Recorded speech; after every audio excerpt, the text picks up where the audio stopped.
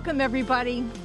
I'm so glad you're here. I'm Adair Mulligan, privileged to be the Executive Director of the Hanover Conservancy, and we are here on a perfectly beautiful fall day to honor a fine man, to celebrate a beautiful nature preserve that was protected 20 years ago, and to acknowledge that Bob and those he gathered around him have completely changed the future of our community, and we're so grateful for that. Mink Brook, a home for wildlife and for respite for all of us, is going to remain that forever, thanks to the people that you will be hearing from today. Bob had quite a bit of help behind him, and we are going to dedicate the Norman Overlook today in Bob's honor. I need to introduce a few people first before we get going. You all know Bob Norman, and you know his patient wife, Nita. Yep. And their son, Rick, is here. Christine McDevitt, President of our Board of Directors, who will be introducing the rest of our speakers. And a number of Hanover Conservancy board members. If you just wave, thank you. Hanover Conservancy volunteers and committee members, too numerous to mention almost. Come on, wave. And you all know who you are. There are more. And then there are the patient spouses of all of those people. We do understand that. And one person missing here is Courtney Dragiff, our program coordinator, who orchestrated all of this for us and is imagining all of this from afar in California this weekend. So we'll turn it to Christine.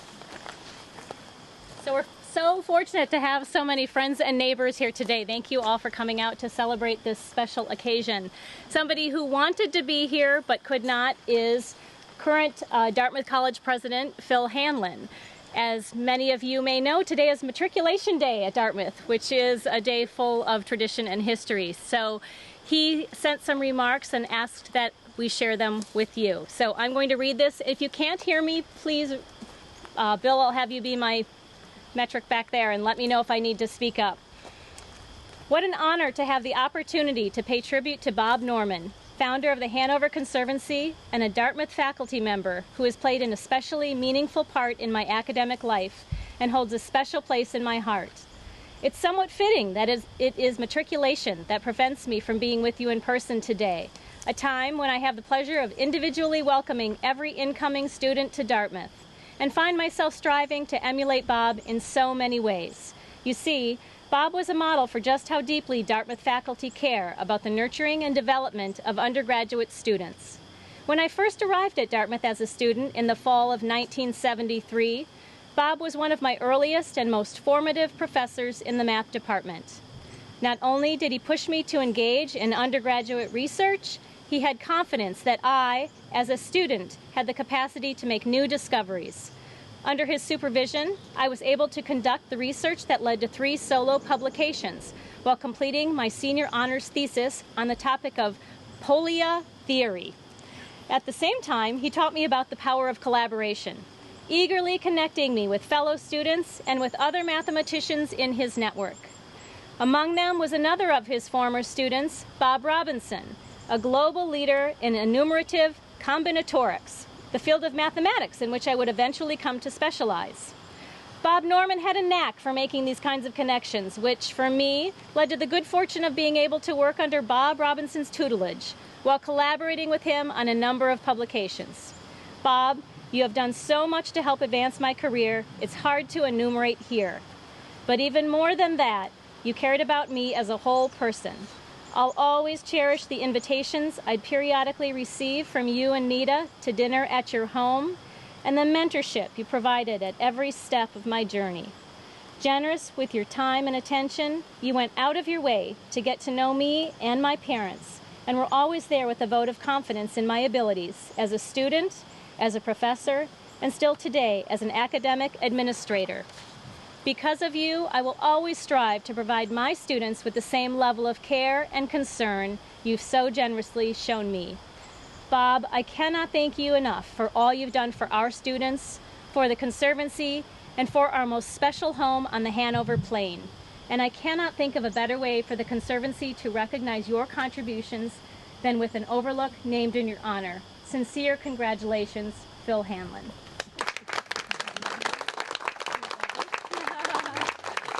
Such lovely words. It's so nice of President Hanlon to send those in. We're now going to hear from President Wright, who's sitting right in the front row. Dartmouth, as many of you know, has been a behind-the-scenes conservation partner in the community for many, many years. So we invite President Wright to come up and say a few words, please. Thank you, Christine. Susan and I are just delighted to be here in this special place on this lovely September afternoon. To be here with so many friends from the community and to see them, and to be here with Bob and Nita. I want to thank Adair and my friend Stan Kalla for helping to arrange this. But for me, it's a real honor to join in recognizing Bob Norman. While I never had the privilege of being a student in his class, I surely am familiar with the praise that President Hanlon expresses. For if I've not been your student in a classroom, Bob, I've been your student outside of a class. Bob Norman was a faculty leader at Dartmouth, and he has been a community leader in Hanover. He joined in teaching all of us, and he left the lectern behind to come down and to work with us on projects such as this one. I believe, Bob, you are presiding over the Hanover Conservation Council, a group that you had helped to organize when I came here 50 years ago this very summer. I have often observed that no individual, no group in Hanover has a greater stake in the long-term well-being of this community than Dartmouth does. And I believe that this stake is regularly affirmed by the college. But if it is affirmed by the college, it's really advanced by members of the faculty and administration and student body who work in community service. And Bob Norman, and I want to also recognize Nita Norman, they have both demonstrated that through their work in community service. And perhaps this very quiet place, now forever secured, tangibly symbolizes that legacy of obligation. Here, above a stream that Eleazar Wheelock valued 250 years ago, fed by waters that race down from Moose Mountain and through Etna Village, and I would add from the spring that's now covered over up on Observatory Hill, but still runs across Wheelock Street and right down here to Mink Brook. Fed by these waters, this is a special place. When community members, including Bob Norman and Jim Hortig, urged Dartmouth to play a hand in helping to protect this space late in 1998, I was just a few months into my administration as president. But I came to understand what they were arguing and understand quickly the importance of trying to preserve this area. I knew something of its historic and its symbolic significance, including for the Abenaki people who were on this riverbank long before Eleazar Wheelock came here. But I learned more, and we had quiet conversations about how Dartmouth could join with the Upper Valley Land Trust and others in this community effort. In February of 1999, 20 years ago this past winter, I informed the Board of Trustees of the plan that we had developed, and they signed off on this, and we agreed to make a commitment to protect this property. Now, for several years, Dartmouth preferred to be an anonymous participant in the purchase of this watershed. To be honest, I was concerned at the time that the college not appear as a community foundation that could be available to support all of the very many worthy causes that are in this community. But finally, we did agree to share publicly our role. We thought it was important to affirm Dartmouth's commitment to protecting the peacefulness and the natural beauty of this special ground. And now, 20 years later, we're here to honor and thank someone who represents so well the mutual stake of the Dartmouth community and of the Upper Valley community. I hope in the future when people come here to enjoy this place, they will understand the obligation that Bob Norman reminded us of, the obligation that he worked so hard to advance. Now, an overlook in this instance is a noun, referring to a physical high ground. But overlook can also be a verb. It was originally analogous to oversee, suggesting responsibility.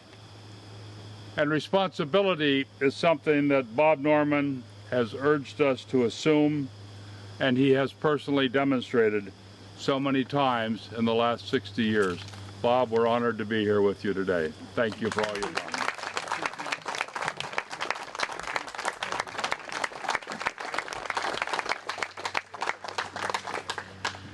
We're now going to hear from Jeannie McEntire, president of the Upper Valley Land Trust, the Upper Valley-wide conservation organization that was so instrumental 20 years ago in ensuring the protection of Mink Brook. And thank you, Jeannie.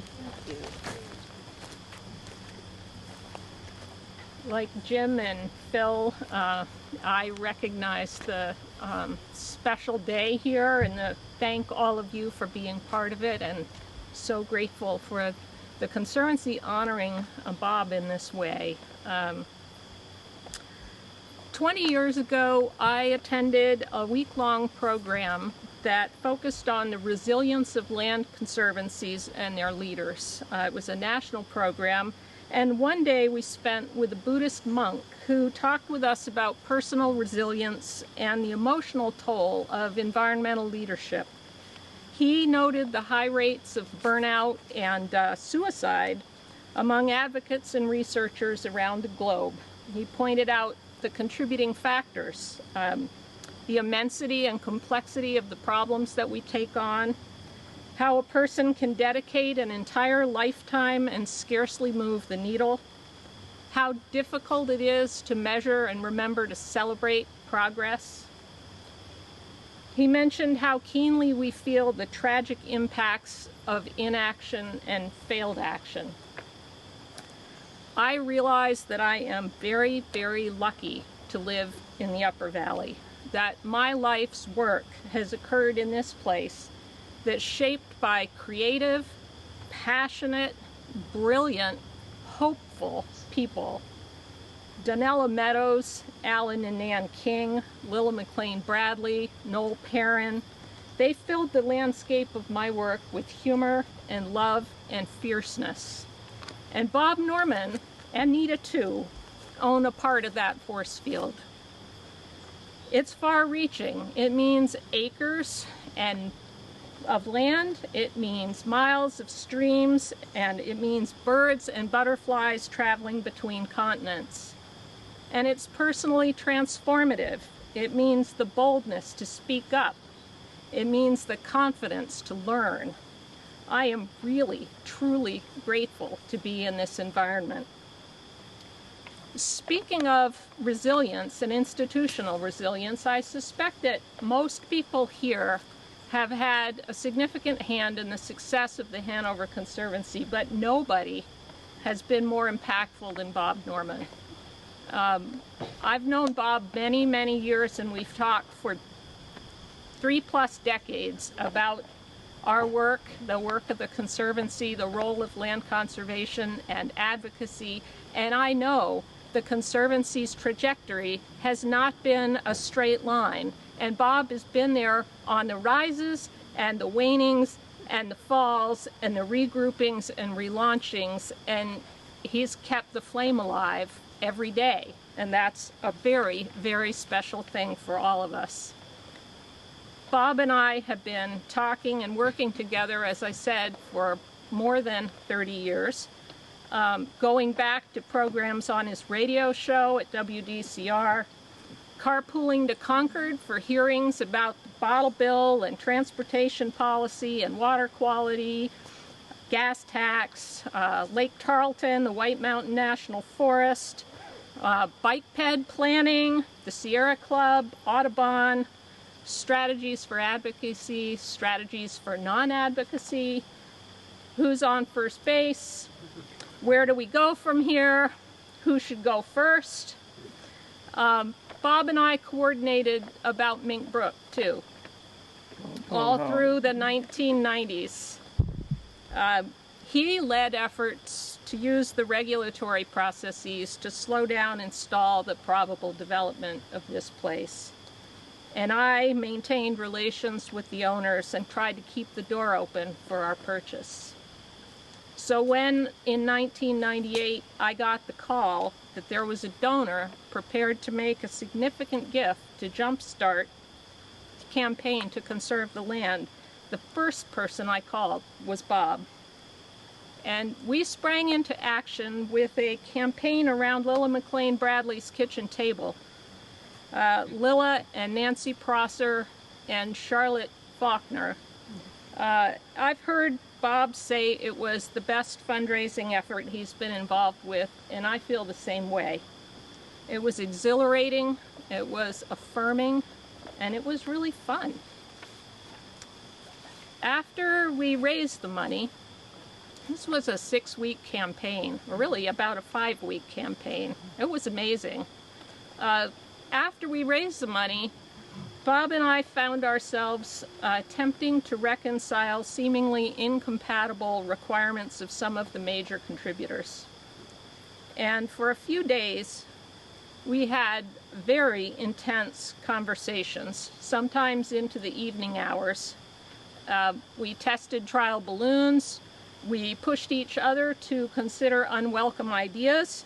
And ultimately, we found a way forward. And this, too, I remember with great fondness and appreciation for Bob. It's truly fitting that the Conservancy has chosen this place to honor Bob. I hope many people find peace and restoration here, and I hope they're inspired to pay it forward as Bob has. Thank you all.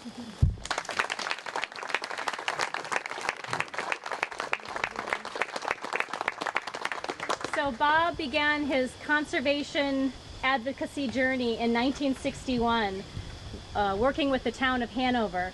Current Select Board member Joanna Whitcomb is going to speak for a moment and give us a little bit of that backstory. Joanna? Thanks, Christine. And thank you for the opportunity to take a few minutes to, on behalf of the town of Hanover. It's truly an honor to be here to celebrate 20 years of the Mink Brook Preserve as a public treasure and to dedicate the Bob Norman Overlook.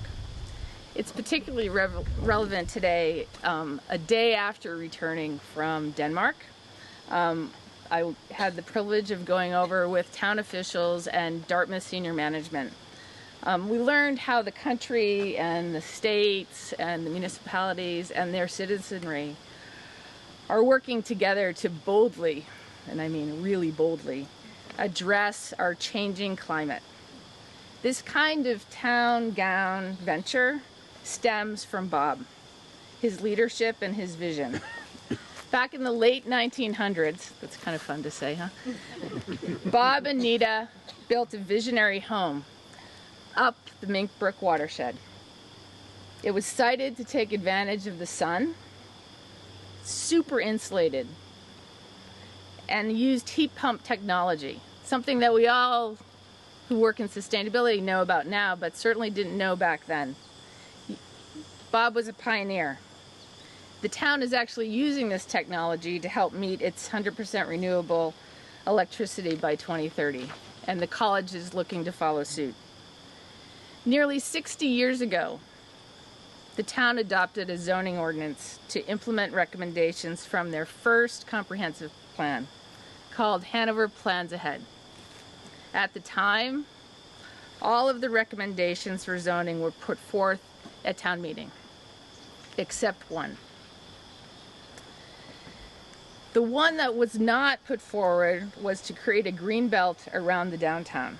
This green belt, which some of us refer to as a green necklace, would, quote, provide recreation and breathing room, unquote, and protect land that was mostly too wet, too steep, and not well suited for urban development. Bob was concerned that this key element of the plan was omitted. Bob and others. The 1961 zoning ordinance was adopted without that key element. But Bob and others worked together over the course of the next year to put together a zoning amendment to create the nature preserve zone. And in 1962 at town meeting, it was overwhelmingly adopted. We've heard from others that the Hanover Conservancy grew as a private organization from the council in 1963. Bob was a founder of the council, but a few years later, in 1966, the Town of Hanover Conservation Commission was born. It was actually one of the first in the state. And that Conservation Commission exists today, and its primary goal is to preserve and protect the town's natural resources, which include town forests, trails, wetlands, water bodies, all the great things that we love here in the Upper Valley. It's been really fruitful to have the Hanover Town Conservation Commission, and even more fruitful for the Hanover Conservancy working together, because the Conservancy can act quickly and nimbly to acquire lands like this while the town has to wait for town meeting. As president of the Conservancy, Bob was instrumental in saving Balch Hill from development. Back in the 70s, the Conservancy acquired its first 10 acres up there. The natural area now that we've grown to love is not only the Conservancy, there's a hunk of land owned by the town of Hanover and a hunk owned by Dartmouth. True collaboration, creative and wonderful. I have the honor of serving on the Hanover Conservancy Lands Committee with Bob and others who are here today. We meet once a month at a very early 8:15 in the morning. We all struggle to be there on time. And it is with true passion that Bob comes. He's diplomatic, really insightful, and he has an encyclopedia knowledge of our community. He takes our projects from conception, reminds us what we have and haven't done in the past, brings people together, and helps see us through to the end. Thank you, Bob, for your steady, quiet leadership, your passion, dedication, your love of natural resources in our community, and your ability to bring us all together.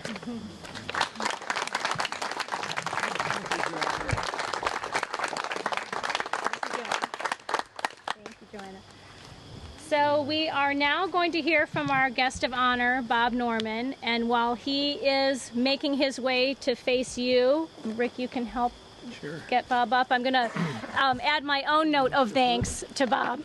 So as Joanna mentioned, Bob still attends our Lands Committee meetings, and I really believe the biggest gift you can give is your time. And for 60 consecutive years, Bob has given his time to the volunteer efforts that have become the Hanover Conservancy. It's remarkable. And you can hear from all of our speakers how his legacy has inspired us. But it's not just a legacy. On a monthly basis at our Lands Committee meetings, Bob's guidance and his wisdom still direct our conservation efforts. It is truly remarkable, and I'm so grateful as a board member to have Bob helping us still, even today. And I am so happy Bob could be here today, and Rick and Nita to share in this celebration. So we're going to let Bob say a few words.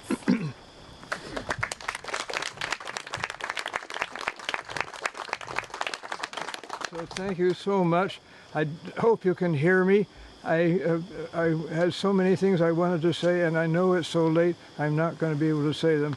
The first thing I wanted to say is the efforts that I'm being honored for here about this Mink Brook property was a team effort with so many people helping out. Many of the people who have spoken are among those who have done so.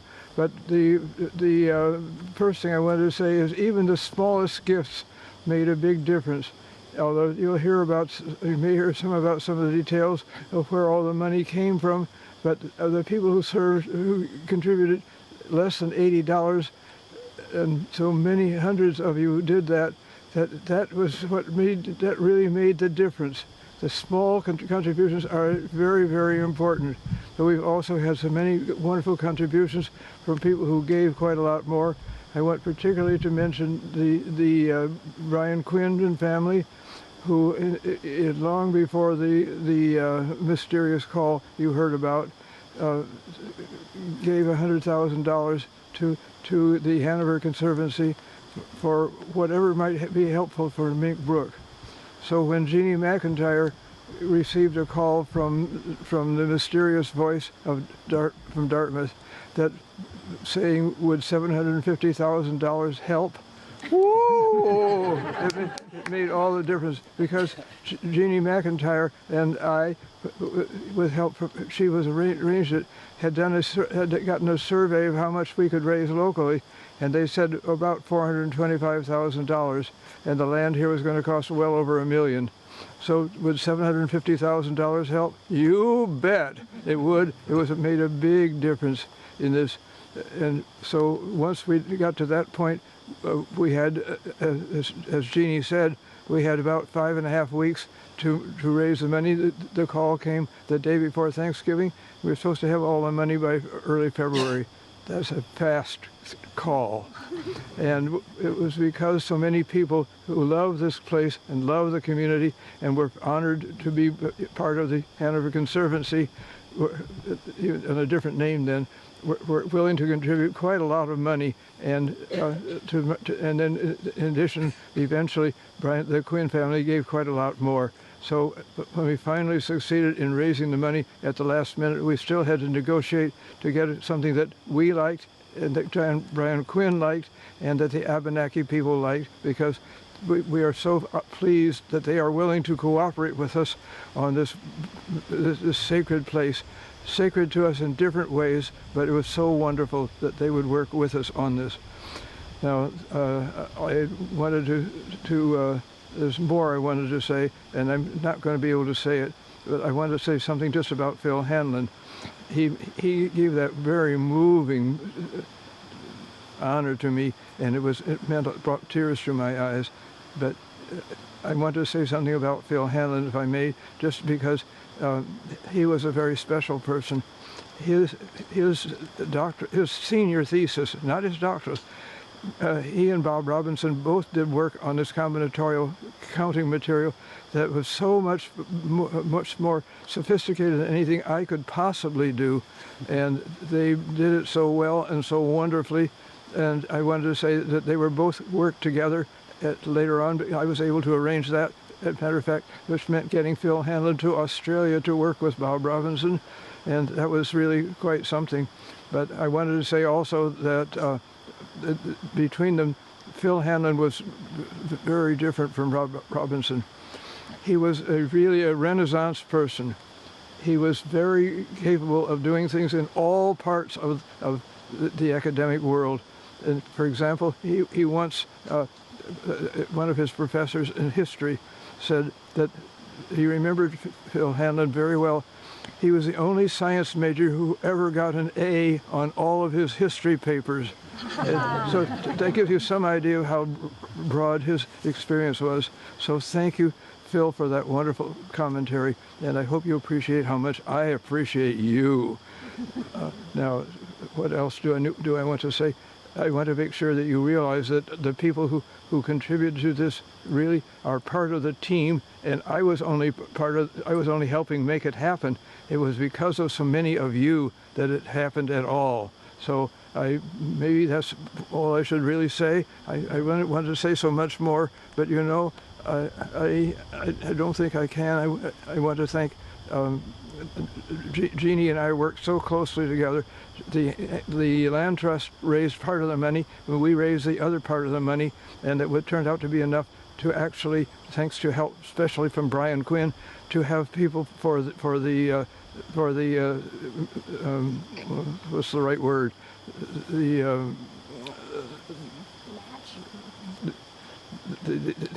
Making sure that what is in the contract is maintained. Maintenance and upkeep. No. Stewardship. Stewardship. Jeannie McEntire has said how important it was, and because of Brian Quinn and others, we were able to make sure that we had the stewardship for this property. It's a wonderful property. So I hope you'll all get a chance to enjoy it. Look at the overlook.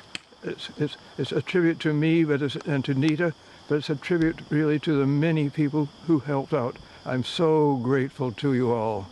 So thank you. I think maybe I'll stop there.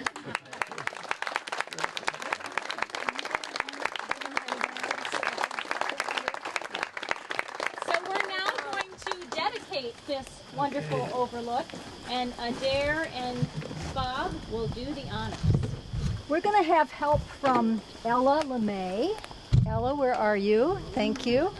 And while Bob's getting organized here,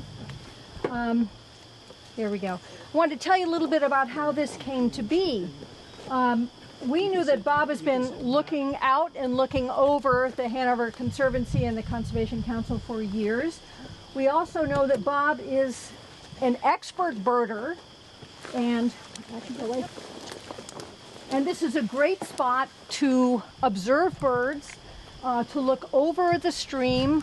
There's a beautiful view right through there, especially when the leaves are off, of the beautiful log crossing that is there. But so we thought this was the perfect spot. Well, there was a little bit of work that had to be done first to make this happen. And the first thing we did was get a crew of hypertherm volunteers out here. And there was one earlier today who came through and was showing his friend, well, and over here we did this and we did that. And so they had the first pass. Then we got these beautiful stones, which I hope you will come up and admire as soon as there's an opportunity, from JM Landscaping in Bradford, Vermont. They used to hold up a dairy barn. Now they are going to hold up our spirits from now on, and a couple of other things. So they're all arranged. They're character stones, actually. There's a racing stripe of 2 quartz intrusions on that one. And right underneath Joanna is a marvelous little bit of mica, which you'll have to explore. It's very nice and sparkly and pretty special. So then we have a century stone here that you're going to get to see in just a minute. With Ella's and Bob's help, we're going to unveil that. Well, then it came to wanting to restore some of the native plantings around here. And perhaps some of you recall that when we acquired this property back in 1999, it was still recovering from having been an agricultural land. And no more was there, hay and cattle and that sort of thing. It was then invasive species. And so through a lot of work, we have been pushing back the invasive plants that have come in here, have been, yes, thank you, working on replanting natives. We thought we'd give it a little goose here, and so you'll see interspersed here some plantings that are native, including our first effort at restoring the silver maple floodplain forest. That is what this whole area would have been covered by in the beginning.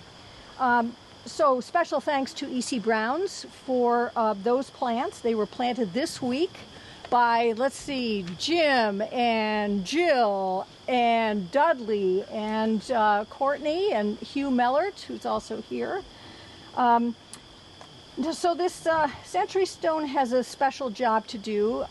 It is to welcome people here and to remind them of deep wisdom from a generation that has advised us now for many years, with the intent all along that that kind of wisdom and that kind of love of the nature that has inspired them would be here to inspire the people coming up behind. So that's what Ella's doing here. She's going to remind us how this is something that is a gift to your generation from Bob's generation. with a little help from those of us who were stuck in between. So I'm going to give you one end of this, and Bob, I'm going to give you that, and if you would pull. So you count to 3. 1, 2, 3. Okay, all right, that did it. And voila.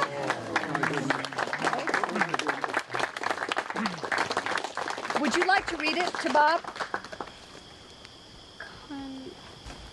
In gratitude to Robert Z. Norman, co-founder of the Hanover Conservancy and 1961 President, Board Member, Emeritus, Advisor. Okay, that's what it said, Bob. All right, so Christine, thank you, Ella. So thank you all for joining us at this dedication. As Bob said, you really are honoring Bob and all the volunteers who help protect this place. But I want to give special thanks again to President Wright, Joanna Whitcomb, Jeannie McEntire, President Hanlon, who just sent in lovely remarks, and all the friends and family and, again, neighbors who have gathered here. Everyone was a part of this, and everybody understands how special this place is, Mink Brook.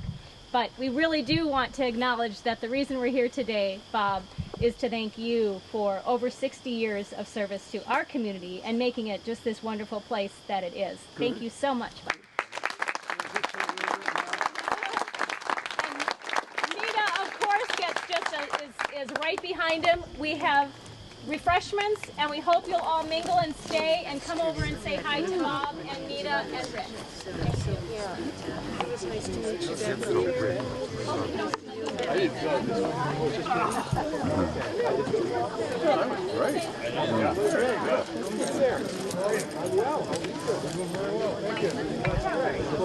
Great.